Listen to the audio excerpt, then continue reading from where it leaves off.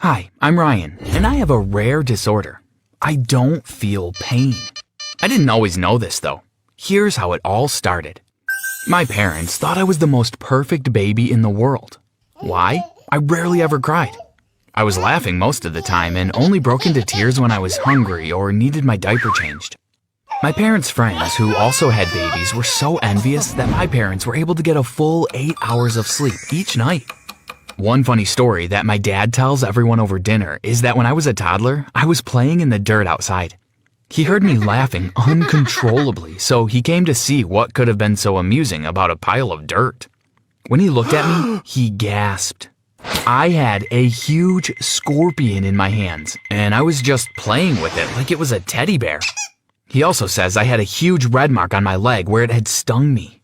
He screamed at me to drop it, then picked me up and ran into the house. I was still laughing, apparently. My parents took me to the doctor to check if I was okay, and I was. However, no one could understand why I wasn't screaming in pain. Before I continue, please don't forget to like the video and subscribe to this channel. And make sure you hit that notification bell for more awesome content like this.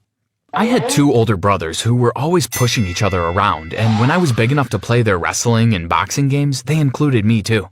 They were always hitting or punching me, and instead of crying, I just hit and punched back harder. They'd often stop the games because they were in so much pain. I found it all amusing because I felt nothing. When I was about 6, my family and I were on the beach, and my mom got a sea urchin stuck in her foot. She screamed and shouted in pain. Then she burst into tears. My father tried to pull it out, but the more he tried, the more it hurt. I really couldn't understand why it affected my mother so much, so I went into the sea and caught another sea urchin. I dropped it onto the sand and jumped on it. It tickled. "Mom, this is fun. Why are you crying?" I said. "Oh my God, Ryan," she said. We both had urchins stuck in our feet. I was giggling and my mom was crying. My poor dad had to deal with it all. He drove us to the hospital where they helped us to remove the spikes. For my mother, this seemed unbearable, but it didn't affect me at all. And I guess that is when I realized I was a bit different. I decided to use this difference to my advantage. At school, I developed the nickname Fearless because I was always doing the most outrageous stunts. I'd climb to the top of the monkey bars and deliberately throw myself down. Or I'd swing really high, then just jump off midair. One day, I brought a lighter to school and tried to impress a girl by burning my finger. It was so much fun. But I have to warn you, don't try any of this at home, or anywhere for that matter. I got into trouble for this because eventually the other kids wanted to attempt my stunts. When they did, they'd end up in excruciating pain with broken limbs. It got so bad that my parents were called into a meeting and I was expelled for being a bad influence.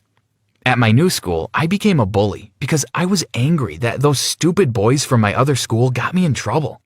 I became the most feared boy at school, and people would think twice before crossing my path. The bigger boys in the higher grades tried to mess with me once, but I beat them up so badly that they learned to stay away from me. They were so shocked when I only laughed at them while they punched and kicked me. I have to admit that part of me really loved the attention and respect. I would do things just for the thrill and attention. For example, one afternoon, my parents decided they'd take us kids out to enjoy a cool stroll in the zoo. After laughing at the penguins and observing the zebras, I began to feel a bit bored. As we approached the lion's pit, I got a bright idea. Ryan, no!" my mom screamed, but it was too late. I had already jumped in. I walked around making funny faces at the lions while the crowd screamed for me to get out. Many people had already taken out their phones and they were recording. I ignored them because there was a cute little lion cub approaching me. I ran towards it and picked it up. Suddenly, I heard more shouting. "Ryan, look out!" my dad said. Before I could even turn around, a lioness, the cub's mother I guess, jumped on my back and bit my arm. I turned around and pried her jaws apart with my bare arms.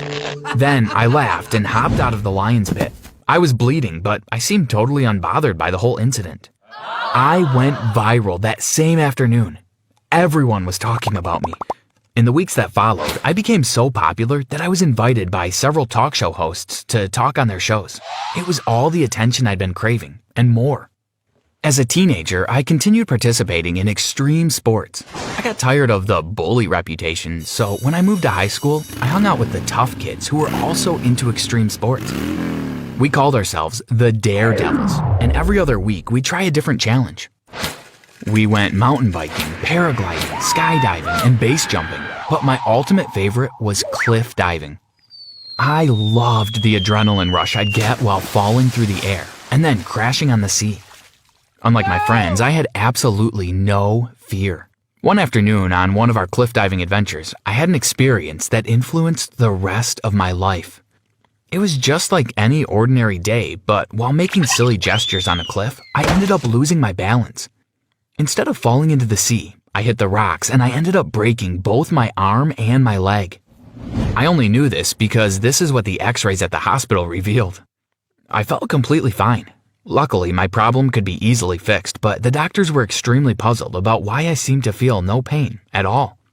Although I could have been discharged earlier, they decided to keep me longer.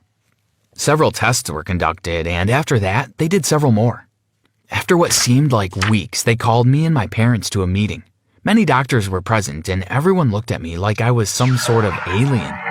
The head doctor looked at my parents and said, "This is something we've never seen before at our hospital. Your son Ryan is incapable of feeling pain," he said. "What?" my dad said. "Think about the way he has behaved his whole life.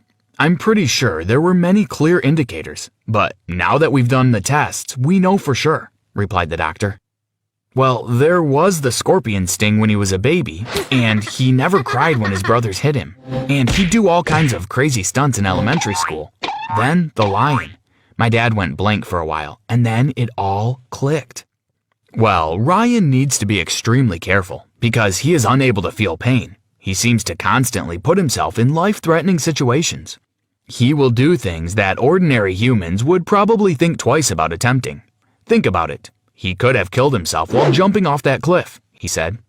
"Our suggestion is that he stops engaging in dangerous sports.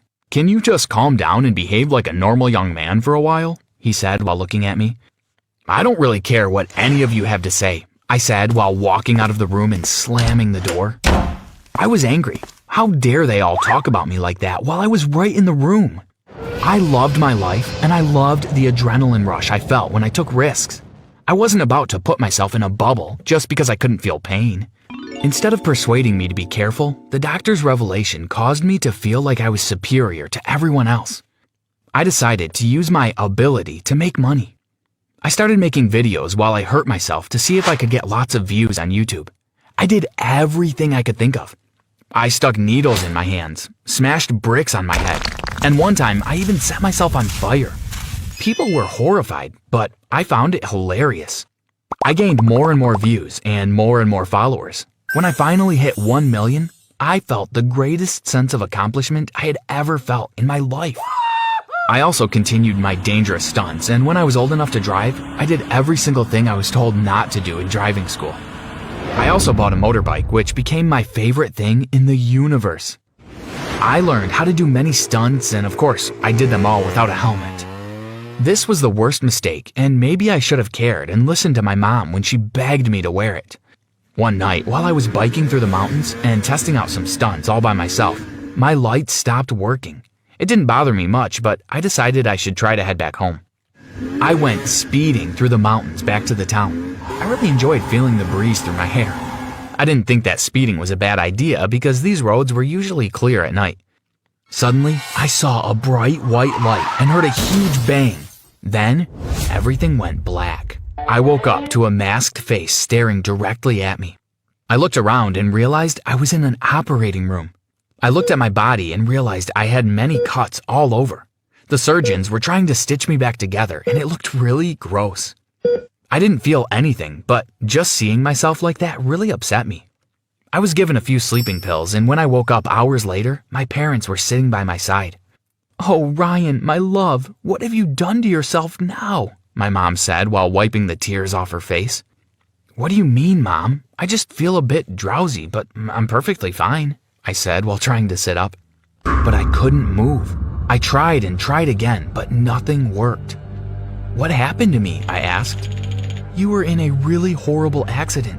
You were paralyzed from the waist down, and you might be confined to a wheelchair for the next 3 years, honey," my mom said. "But that can't be. I didn't feel anything," I said, shocked. At that moment, the doctor walked in. "Although you don't feel anything, you have badly injured yourself. Your body needs time to heal. After 2 or 3 years, we'll get started with the physical therapy to help you walk again. But you will never be the same. I'm sorry," he said. I sighed and thought that I should have listened to them when they asked me to be more careful. I was filled with regrets. I now have 1 year left to go, and I'm really hoping that I'll be able to stand soon. Although I still can't feel pain, I feel humiliated and frustrated like this. I should have made better decisions, and when I get out of this wheelchair, I will stop seeking attention and I will try to be a lot more careful.